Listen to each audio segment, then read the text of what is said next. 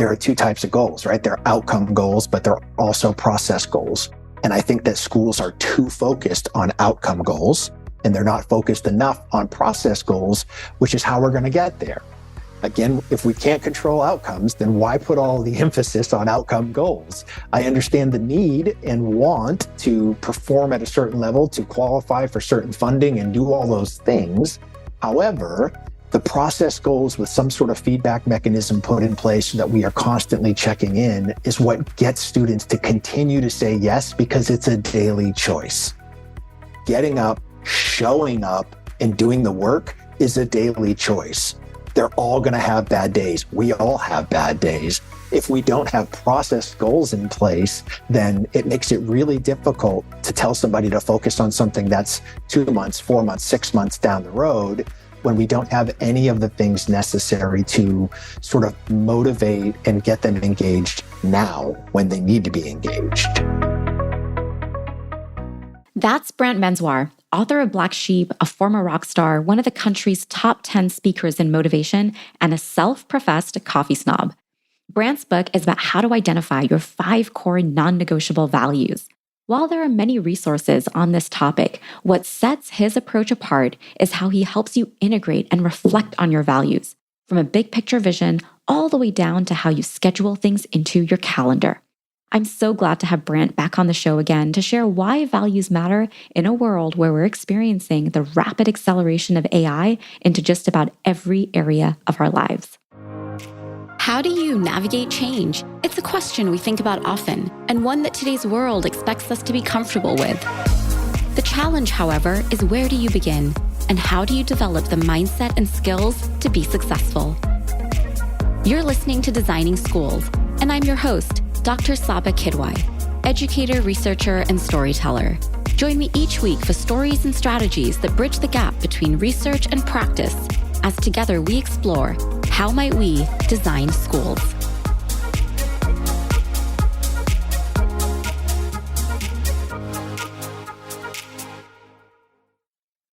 Margaret Wheatley recently released an updated version of her book, Who Do We Choose to Be?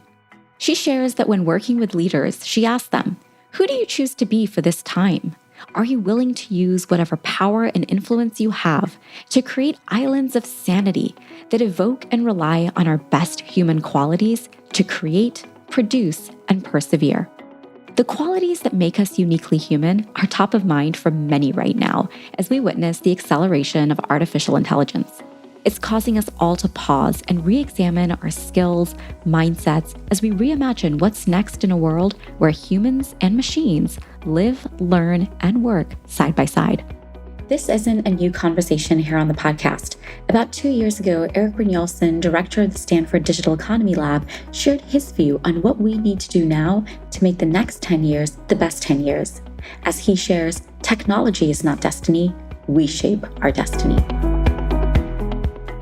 Well, I think that quote, which is the last line of The Second Machine Age, sums up very well my philosophy. I like to call myself a mindful optimist. I think that we have the potential to have the next 10 years be the best 10 years in human history, but it's not at all automatic. We have tools that are more powerful than any tools we've ever had before. And by definition, a tool allows you to change things. You can use it to amplify your skills and to do new things. But they aren't automatically used to make things better. It depends on what our choices are. So a really important message is not to look at AI as necessarily bad, that it's going to do terrible things, or AI necessarily good. That's equally mistaken. We have to look at AI as something that amplifies our values. And that puts a lot more weight on us thinking carefully about what we want these tools to do. We can, if we want to, use these tools to create more broadly shared prosperity, and education, something you've been working on, is a big part of that. But I don't want people to get complacent and think that, we're doomed or that everything's going to work out okay.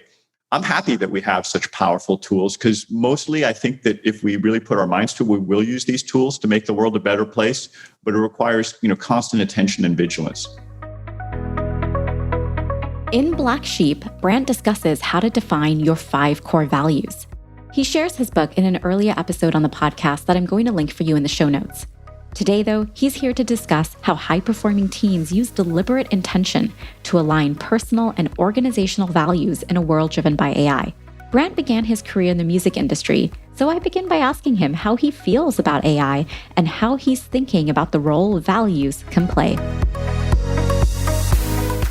It's interesting. My thoughts on AI are, I'm super excited. I'm a little bit scared.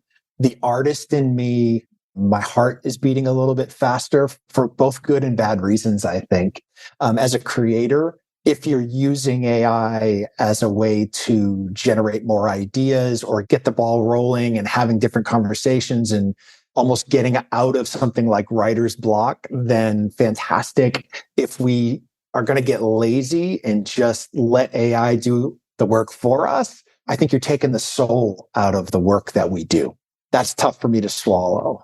But what I will say is that if we are going to approach AI with the true potential that it has, I think we need to build some values, what's been called a values constitution around how we're going to use it and take the sort of the pressure off of the potential outcomes it will drive and focus on what we can control, which is the input we put in. Brant and I first started discussing this topic on LinkedIn when Anthropic announced their AI values constitution. They had shared how they were programming their AI tool similar to ChatGPT, but theirs is called Cloud, with a set of written moral values to read and learn from as it makes decisions on how to respond to questions from the user. For example, one of the values they programmed in was, choose the response that most discourages and opposes torture, slavery, cruelty, and inhuman or degrading treatment. Brant posted a comment about this values constitution where he shared, while I love the idea of AI values, I don't believe this is the way to go about it. Framing its constitution through a negative lens to come up with less offensive, palpable answers to questions is much different than deliberately amplifying the positive values they want to nurture and respond through.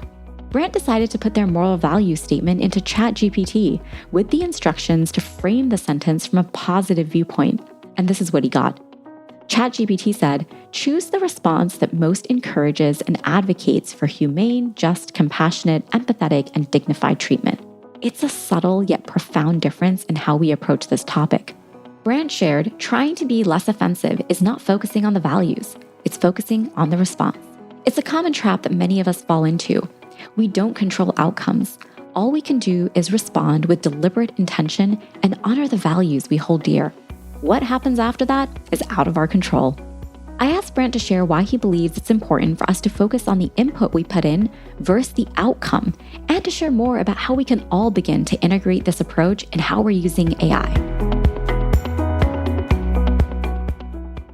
So this leads right into the positive versus negative and how we frame this, right? Because ultimately this is a framing opportunity. And I think through the lens of when I was reading what this values constitution that this new company was putting in place, I love the idea that they were putting one in place, but they just did it in all the wrong ways. They did it towards an outcome. And it's what happens even in our school systems. We are teaching towards an outcome of making sure they score X amount on a test so that we get X amount of funding so that we get, it's all backwards from personally, though I feel I grew up. My dad, 35 years in public education, taught English and mass media in high school for that length of time, and had a tremendous impact on thousands and thousands and thousands of kids. And he had that impact because he cared. He didn't care about the ending grade. He cared about the individual. And that's the difference. That's why he's consistently everybody's favorite teacher, had been for all that length of time. I mean, gosh, there's a bronze bust of his face when you walk into the school. They renamed the auditorium after him. And that's because he really focused on the individual kids. And I think that that's necessary. And if we are going to think that, then we have to also understand that everybody learns at a different pace and sometimes in a different way, right? And so when we focus on this idea of some sort of a values compass, constitution, whatever you want to call it, the idea becomes we focus on what we can control, which is amplifying the values that matter to us. What we don't want to do is use values towards an outcome that is out of our control. And that's what this company unfortunately did. They put everything on trying to minimize the bad stuff to not be offensive and have this, the AI, the information of the responses it would generate were really trying to limit the potential of problem as opposed to focusing on amplifying the input of what we control when it looks at the positive area that we're trying to sort of send that lens through. Well, the interesting part that I thought of that whole exercise was, they are obviously a ChatGPT competitor, and ChatGPT just sort of took the world by storm and fastest to 100 million users and all of the things that came along with it.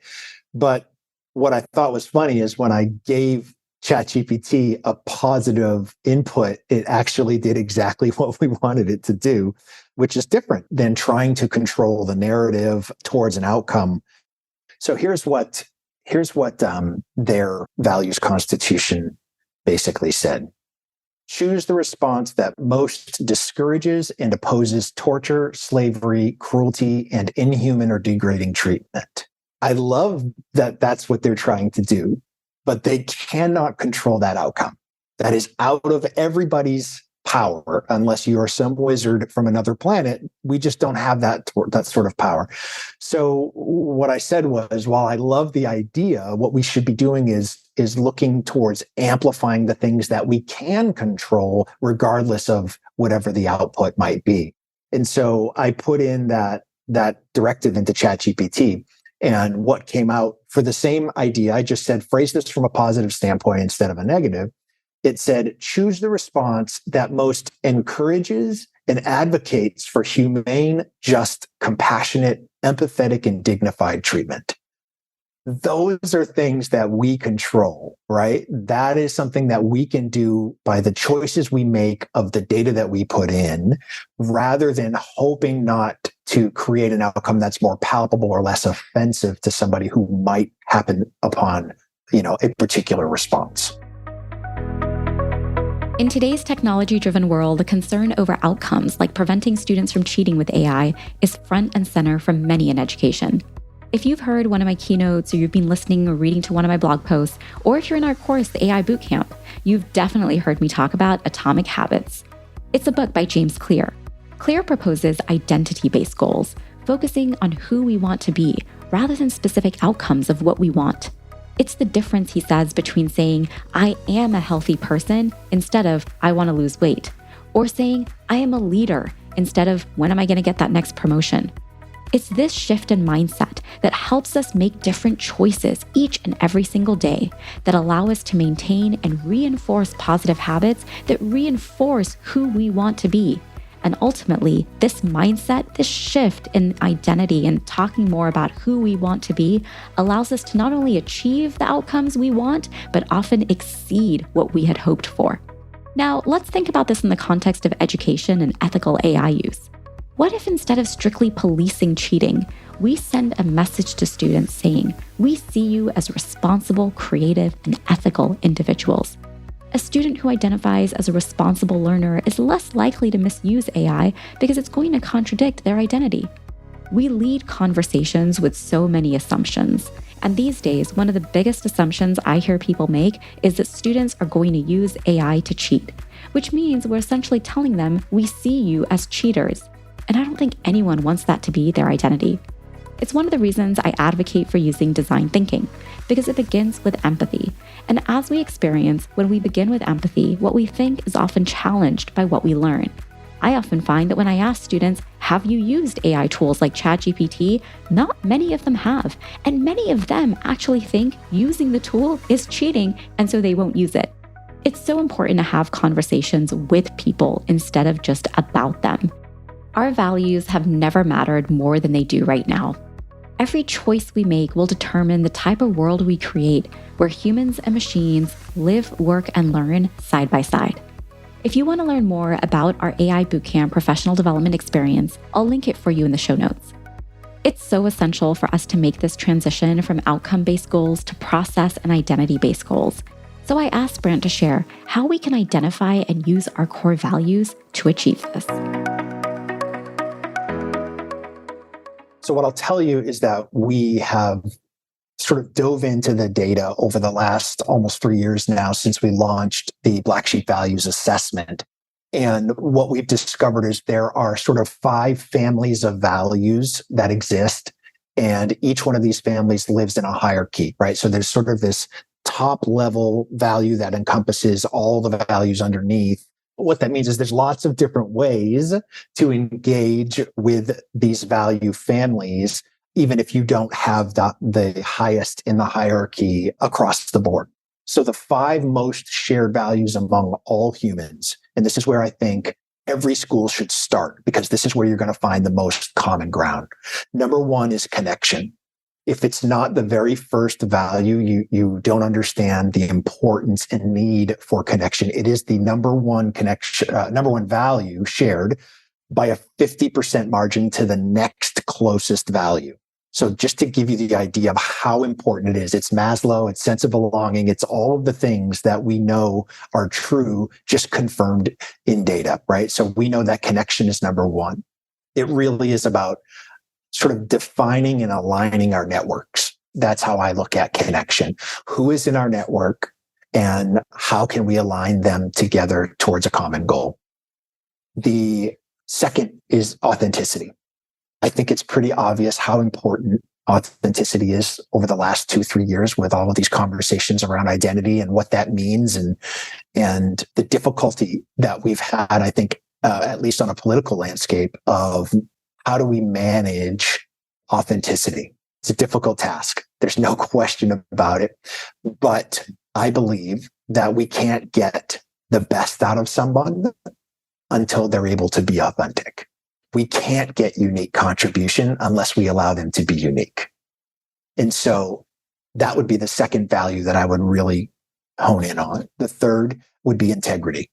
I think, at least in my experience of working with schools, especially schools that are struggling, it's because integrity is a foreign concept, just per life's circumstance, right? So if we can do the things we say we're going to do, show up when we're going to say we show up, and actually hold to our word, and all of those things, to me, center around creating a safe space. So if we can use our integrity to create a safe space, then the chances we will have of people showing up authentically and connecting are amplified exponentially, right? So that to me is the third value. The fourth is personal growth. So it's interesting because this is where we get some divergence, right? So what we want to grow in can change dramatically with every student. But the concept of wanting to be able to grow, to become a better student, a better person, a better athlete, a better whatever it's going to be, is common among us all. And so that personal growth really comes down to not just setting goals and helping people and students set goals, but understanding that there are 2 types of goals, right? There are outcome goals, but there are also process goals. And I think that schools are too focused on outcome goals, and they're not focused enough on process goals, which is how we're going to get there. Again, if we can't control outcomes, then why put all the emphasis on outcome goals? I understand the need and want to perform at a certain level, to qualify for certain funding and do all those things. However, the process goals with some sort of feedback mechanism put in place so that we are constantly checking in is what gets students to continue to say yes, because it's a daily choice. Getting up, showing up, and doing the work is a daily choice. They're all going to have bad days. We all have bad days. If we don't have process goals in place, then it makes it really difficult to tell somebody to focus on something that's 2 months, 4 months, 6 months down the road, when we don't have any of the things necessary to sort of motivate and get them engaged now when they need to be engaged. And then the final of the fifth value is creativity. But it's not creativity in the sense of how creative are you? It's creativity in the act of creation.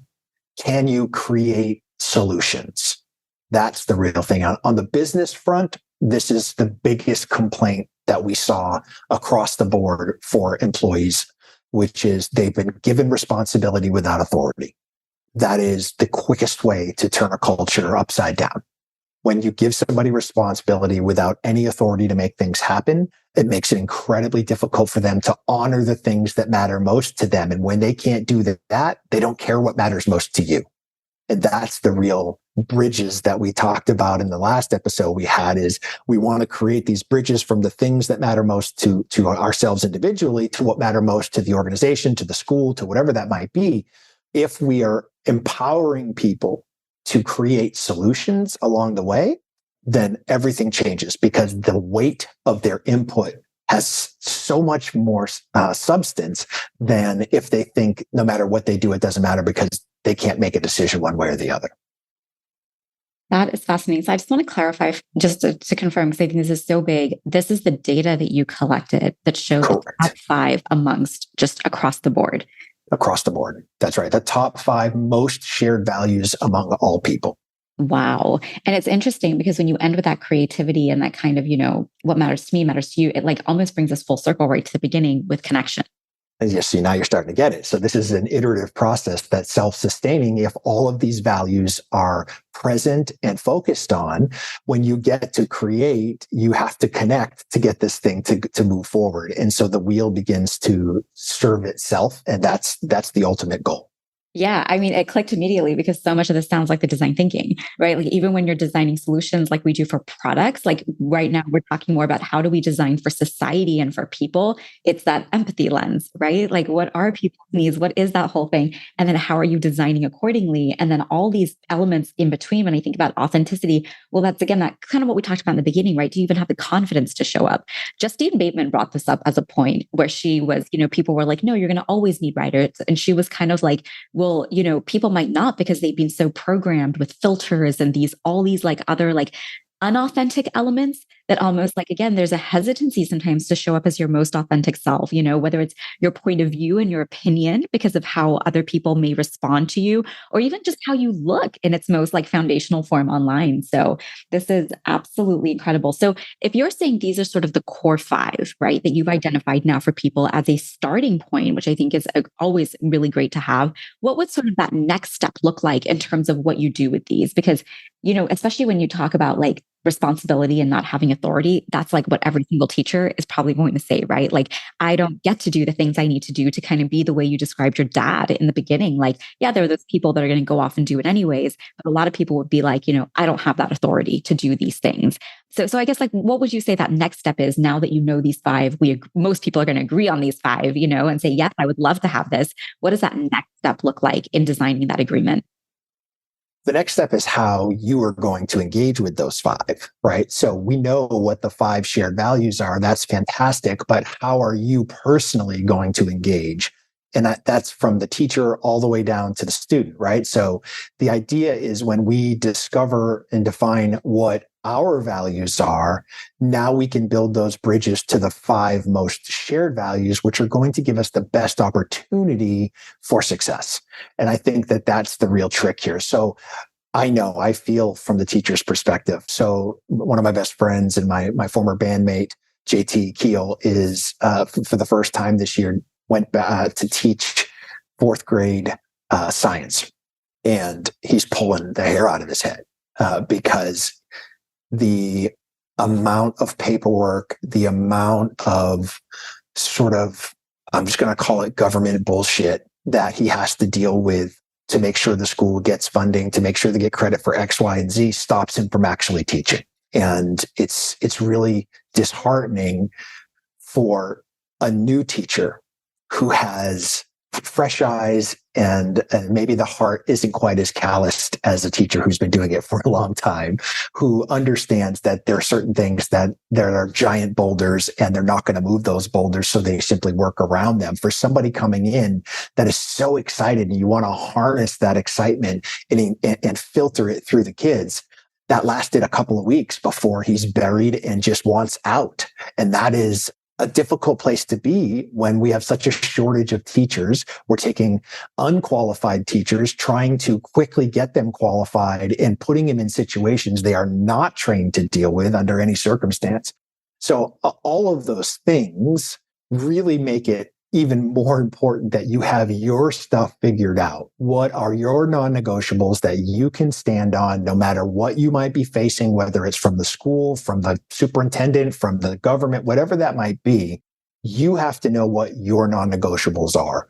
When you do know what those are, you can let everything else go, because that's the challenge. If you really want to find peace, you have to focus on the 4 or 5 things that you can control and let go of everything else. Because at the end of the day, they're not life and death, and they're not non-negotiables. So by definition, if they're not non-negotiable, then they're negotiable. So let's not put all the pressure and worry about those things like it's either yes or no, because they're not yes or no. There's yes and a million degrees between no. And so the idea with this is figure out what yours are. If I'm a teacher, the first thing I'm doing is helping my students discover what their non-negotiables are, because those are the things that are going to help these kids hold themselves accountable. And when we are looking at creating solutions, if you're not empowered to do so, then you have to empower the students to make better decisions. And you can't make a better decision until you have your own non-negotiables figured out. As Brant shared, the top 5 shared values are connection, authenticity, integrity, personal growth, and creativity. As we design schools and workplaces amidst the rapid acceleration of AI, making the transition from outcome-based goals to process-based goals will be a significant change. With the integration of AI into just about every area of our lives, Brant highlights a significant point. We all have to make our own choices about how we use this technology. Every action we take, every conversation we have, every choice we make sends a direct or indirect message about how we navigate this new frontier. You can take Brant's values assessment on his website, and I'll link it for you in the show notes. So I asked Brant now, what are some of the challenges that people experience as they begin to make this transition? It comes back to the integrity conversation first, right? I mean, ultimately, that is something that is difficult, especially with younger kids. It's difficult. In the sort of corporate landscape that I work, one of the more difficult things is when I'm working with teams, even though the organization itself might have the set of values that they say, here are organizational values across the board, there are teams within the organization that could have very different sets of values than the overarching values of the organization, right? And so I can promise you the values of the sales part of the organization will be drastically different than the accounting or financial part of the organization, right? And so when you have vastly different value sets on each side, how do we bridge the gap between those things? And the answer is through the 5 that are the most shared. So if I sit here and go, gosh, someone in finance, fiscal responsibility is incredibly important to them. Sales is over here going, well, yeah, I want to be fiscally responsible, but I also want to make a lot of money. And so, I'm willing to bend and flex maybe more on how we promise something or how a particular product or service is sold, because they just want the yes. They want the order. They don't care about what happens after that order is placed, about fulfilling it or living out that contract, whatever that might look like. I used to laugh. There was a friend of mine who started this business with his twin brother, and he would go out and sell to clients, and he'd come back and he'd go, here's the order. And his brother would say, his brother was the programmer, and he'd go, well, we don't do that. And he goes, well, we do now because I just sold it. And that's this drastically different viewpoint of something like sales to the person on the back end who has to actually execute whatever it was that was sold. So we have to look and go, if something like fiscal responsibility is on the other side of the table, how can I connect my values, what matter to this team, to that? Well, I have to go, is there a way that we can connect on a different level? Is there a way I can use one of my values, let's say empathy is one of mine. Can I use empathy to facilitate connection? Can I use empathy to drive authenticity? I have to look at each value through those lens of 5 common values and direct my efforts through them using what matters most to me through that value to be able to reach them on the other side, right? And that's the real challenge. If people don't know what their non-negotiables are, that exercise is incredibly frustrating, right? And I think that that's the biggest hurdle that you would face in the education system is they're so busy teaching towards an outcome instead of investing into what makes these kids tick, what makes them do the things that they want to do and don't want to do. If we can help them figure that out, then a lot of the accountability and self-policing will get elevated and take some of that pressure off the teachers of having to coach towards the negative. Now, you might be thinking this kind of significant change is overwhelming. But if we return to atomic habits, Clear says otherwise. Meaningful transformation can come from small, consistent improvements, he says. Reading just 10 minutes a day, a student who sketches daily, exploring a new creative app, or just collaborating on a weekly creative task. These small 1% improvements can over time yield major growth. By the end of the year, such habits could enhance who you want to be, Clear says, by 37%. Let me say that again. Getting just 1% better every day, at the end of the year, you are 37% better at what you set out to do. So I asked Brant, now that people have identified their core values, how can they use them to drive the decisions that they have to make?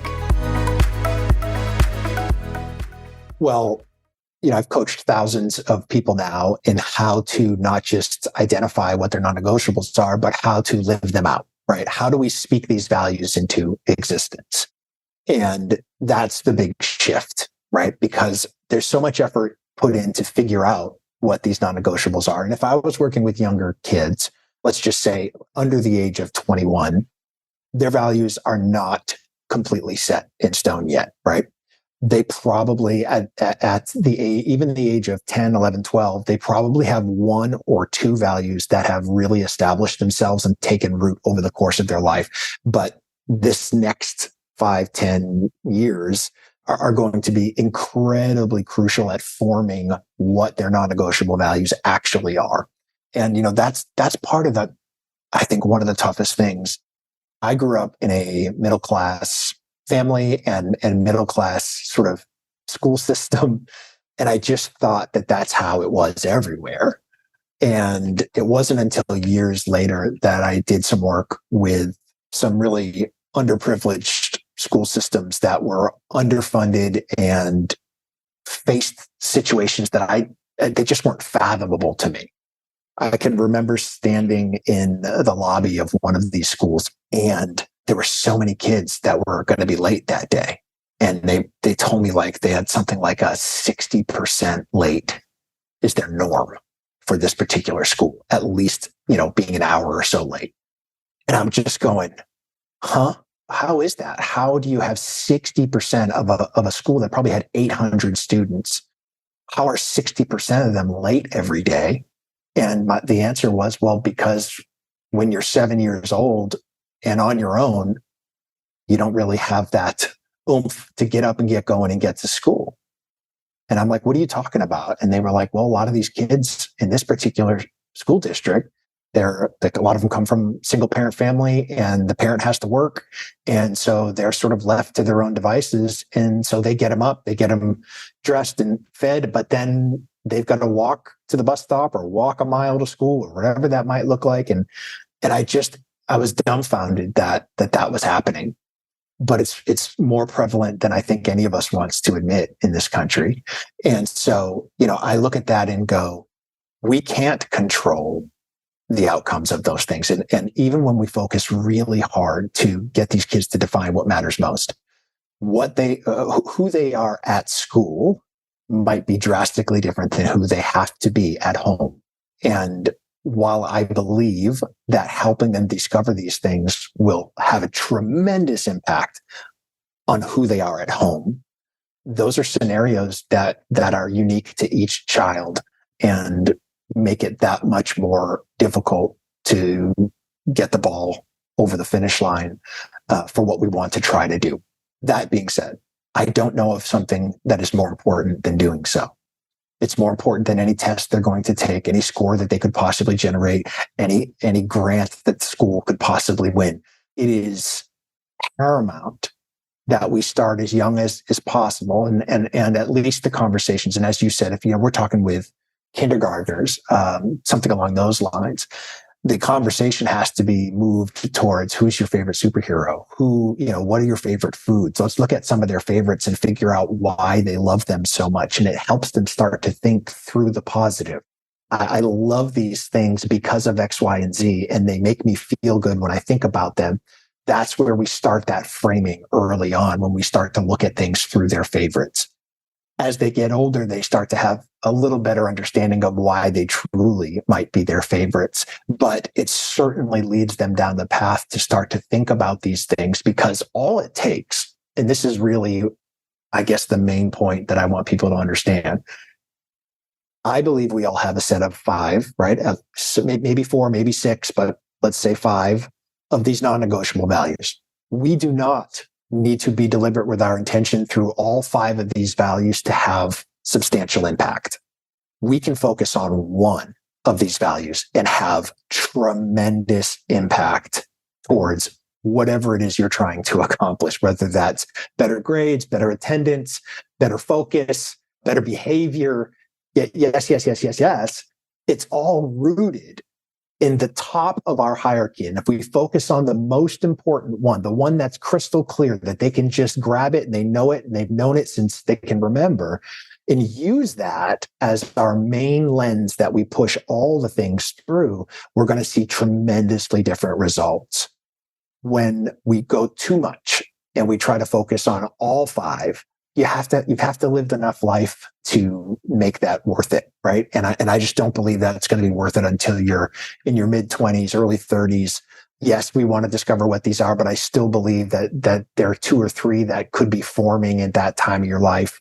And you have to experience certain things and face certain tragedies, certain difficulties before those sort of shake themselves loose in your life. And so that's what I would love to see, is let's identify at least 1 or 2 and let's start there. And let's see if we get better results, not by hoping or coaching towards those results or teaching towards those results, but by really encouraging the students to use that 1 or 2 things, whatever that might be, as their driver to get their homework done, as their driver to get to school on time, as their driver to what are they going to bring to the class? What are they going to add to the class that's going to make it better? That's how I would look at this. If I'm a teacher, I'm encouraging them to find whatever that value at the top of the hierarchy is, and that's the value they're going to focus on this school year. That's what they're going to bring every day to the classroom, and it's their unique contribution. Even if people have the same value, how they choose to honor that value will change with every person. So it's still going to be unique contribution, even if we see lots of the same values. If we have lots of the same values, theoretically, that class should be easier to teach because you are focusing more on the shared values. If it's not, then the teacher really knows that they're going to have a little bit of extra work to do to create those bridges if they're going to find common ground. Yeah. And it's actually interesting because I actually was just at I was visiting Compton School District the other day, which is very similar to kind of the environment that you described and whatnot. But what's so interesting is now that I think about your list of 5 that you shared, connection was probably the one thing. I mean, people didn't use that word per se, but it was things like, my teacher is always there for me. It was the principal sharing, our district is always there for us. You can really tell it was a group of people that felt that sense of connection. And as a result, really impacted their creativity and what they were able to do. And they talked very specifically about how they saw a huge reduction in suspension rates, huge reduction in the number of fights, huge reduction in the number of kids getting suspended or weren't showing up or any of these kinds of things, but also just some incredible outcomes in terms of they had, I think it was, we visited to Compton and Linwood, and then Linwood has a story where 9 of their graduates got scholarships to Stanford, but just the number of just different opportunities, they were really impacting and shaping the next generation for that community versus just focusing on those outcomes. It's not binary either. I think that's a really big piece of the conversation. People think it's either or. You're either focusing on the outcome or you're focusing on the process. No, it's if you focus on the process, the outcome almost becomes automatic in a way, in that, you've really strengthened people from multiple scenarios, not just one. And so I would love to, I know you've talked about that a little bit earlier, but I would love to hear maybe just some advice you would give people on making that transition to focusing on the process versus the outcome, because you've mentioned that as being important a few times. I think you have to get people to understand first and foremost that we don't control outcomes. And that's difficult, especially if you're dealing with a type A or an overachiever, anything like that at all, especially when the world is focused on the outcomes, right? I don't care if you're an influencer, you are a creator. It's all about whatever the outcome is what will basically determine your worth. And that is not, in my opinion, not the way to determine worth. I see this happen all the time in corporate culture. We will see somebody who is in sales. They are very flippant. They are conceited. They are difficult to work with. They bend the rules just to the breaking point to make sure they get what they want. And then an opportunity for promotion comes up and that person gets the job because their results speak for themselves. Well, what doesn't speak for itself is the shrewdness and the tactics used to make sure that they got what they wanted to get that end result. And so what that sends is a message to the rest of the culture that says, we don't care how you get there. We don't care if you're nice. We don't care if you're not nice. We don't care if you cheat or you don't cheat. All we care about is you getting to the end goal. And that is the beginning of watching cultures implode. So what I would say is when we are working towards these things and we understand that we have to take the onus off of whatever the potential outcome is. And if we only said, all we're going to focus on are these, let's just pick 2 or 3. We're going to pick 2 or 3. And at the end of each day, I'm going to make sure that I can go to bed saying, I honored those 2 or 3 things today with deliberate intention several times throughout the day.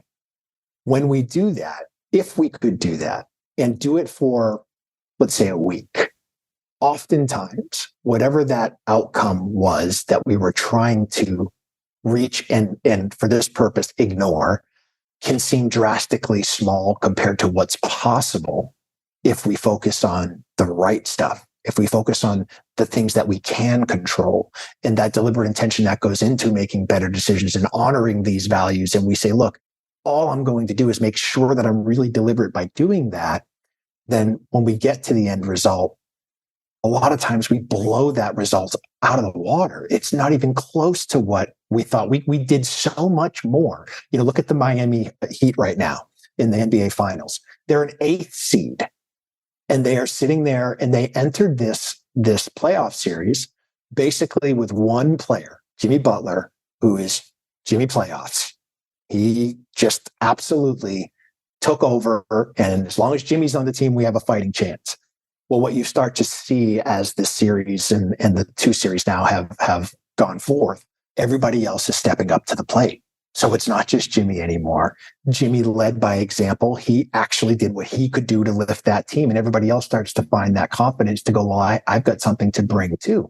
And that person, Jimmy, doesn't have to carry the weight of the team on his shoulders every single game.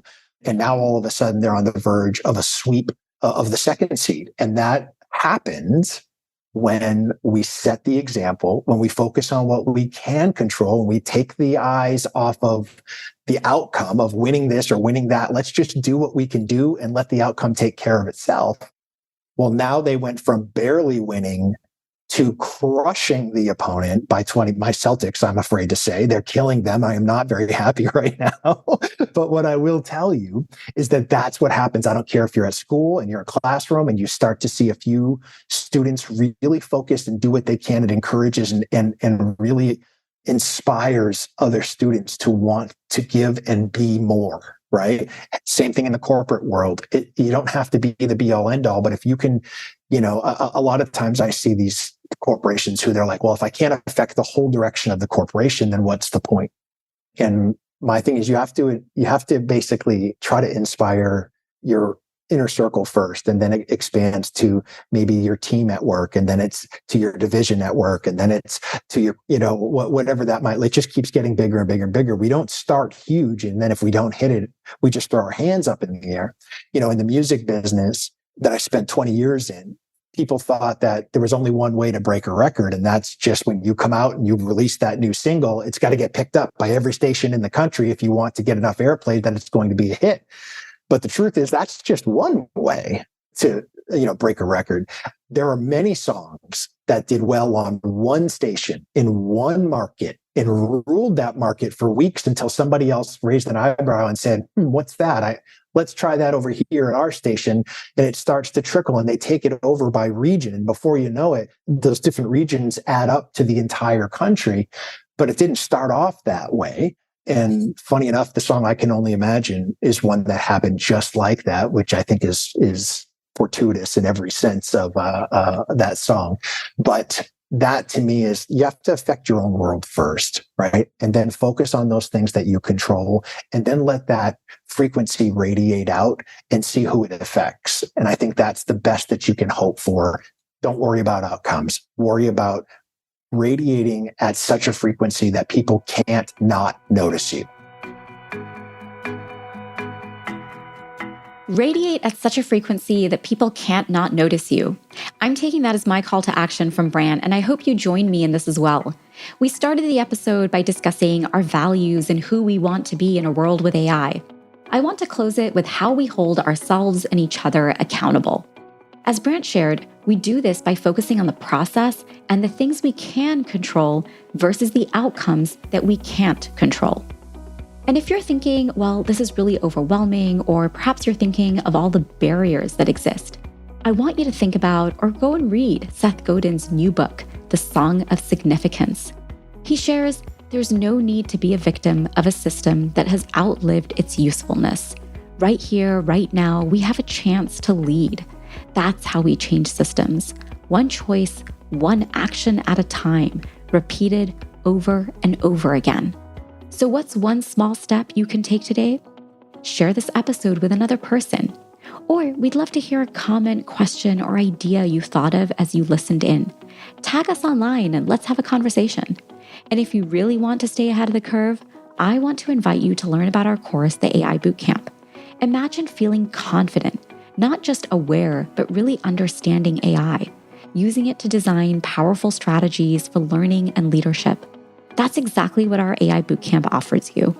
We combine design thinking and AI literacy to giving you real-world strategies that you can apply immediately. You also get to work side by side with us on a full project. With us, you're not just going to learn about AI, you're going to get hands-on skills like advanced prompt engineering and, like I shared, applying this to a project. This is not just about keeping up. It's about leading the way and being on the cutting edge. So if you want to join our AI Bootcamp, I invite you to learn more in our show notes. Remember, the future isn't just coming. As William Gibson says, the future is here. It just isn't evenly distributed, and we want to make sure you're ready. It's your turn to join the conversation by sharing what you enjoyed or what questions you have. In a world where time and attention are so valuable, thank you for choosing to listen and for being a part of our Designing Schools community. Leaving a review for the podcast helps others learn about the show, giving them the gift of knowledge and allowing this community to help create access and exposure to ideas and opportunities others may not even know exist.